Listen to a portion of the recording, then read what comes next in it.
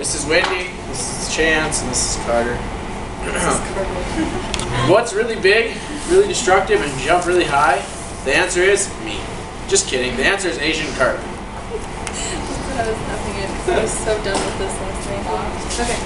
Asian carp were introduced into the United States in the 1970s to control weed and parasite growth in aquatic farms.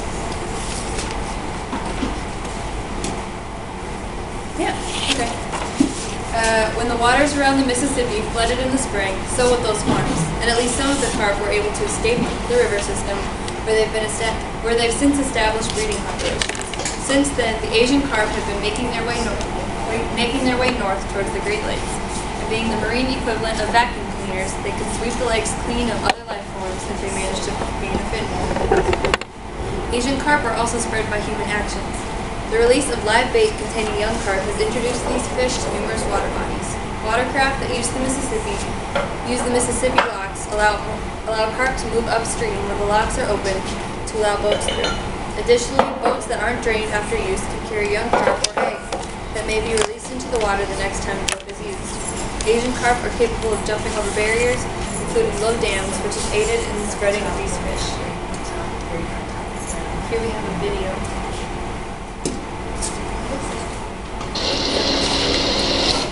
Ah, shoot, my bad. Technology is never strong.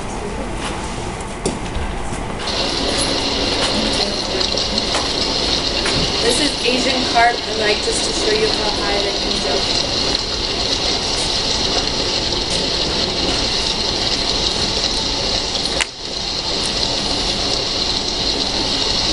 Wow. And as you can see, the population is very dense in that spot.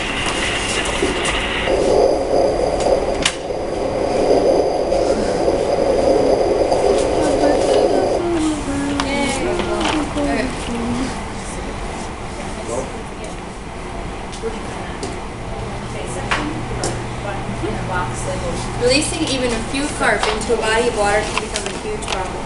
While the adult carp prefer slow-moving water, they look for high, fast-moving water when laying eggs, which is also known as spawning. They lay hundreds of thousands of eggs at a time, multiple times a year, which means populations grow and spread quickly. Because of this, they can quickly outcompete native species and put ecosystems in danger. Dwayne Chapman, a U.S. Geological Survey biologist and Asian carp expert, says the fish are likely to show up in places where Mississippi floodwaters intruded. They can weigh up to 100 pounds, grow 4 feet long, and live for 25 years. This is not a good sign. The Mississippi spring floods have overwhelmed an estimated 6.5 million acres along 1,000 square mile stretch of river from Missouri to the south of Louisiana. The flooding has backed up farmland and catfish farms. And even though the brackish water would discourage most freshwater species, the Asian carp are more than capable of surviving the floods. In Mississippi, ponds holding farmed catfish have taken a heavy toll from backwater flooding. The industry says it may take a year to scrub up the ponds and remove much that was left behind, including Asian carp. They also will have to restock because their crop either swam away in the flood or died because of mud and foul water entering the ponds. The fish thrive in fast-moving water, says Ruben Keller, a lecturer in environment studies at the University of Chicago, who has worked extensively on Asian carp with the National Invasive Species Council. They spawn in high water events like the flood, Keller said. This will produce many more carp.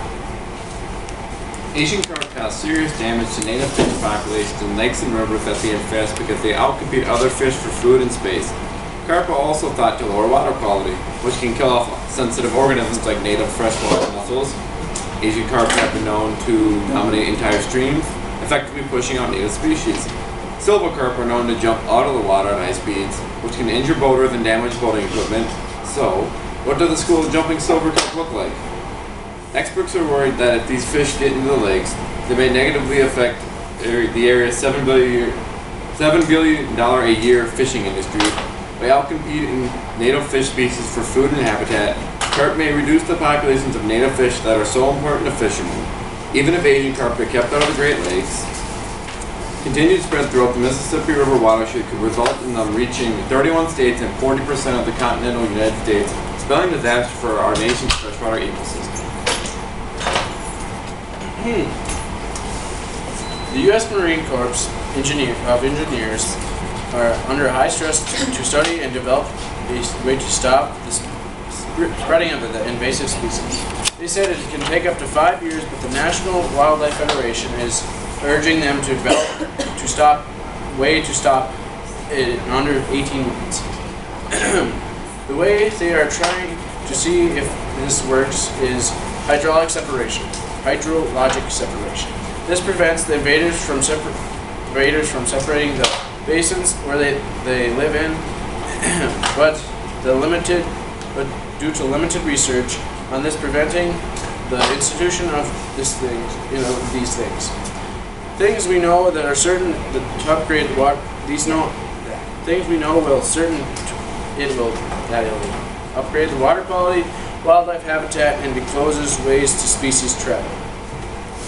Other things it does: create jobs, reduces business costs in tourism and recreation.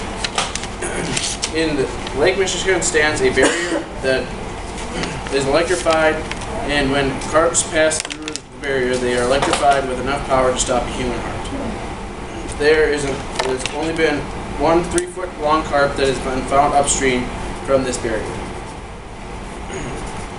Illinois Department of Natural Resources tried to dump rototone into a stretch of river the fish have passed through, and it didn't really work out very well. Another way they have been trying to stop it is by setting up fences in the water to catch the carp before they enter into the Great Lake system. Scientists are trying to switch anadrone with estrogen, then edit the gene of an aromastop. This stops the carp from producing many females, which would lead to the end of them. The easiest way to kill them is to target them and fish them out of their extinctions. The next time you're in the Great Lakes, think about that there may possibly be an Asian carp swimming among the other fish, and think about the potential damage it could cause. Maybe the next time you visit the Great Lakes, the entire ecosystem will be different. So a question for you guys. Since we don't live close to the Mississippi River or the Great Lakes, why does this matter to us?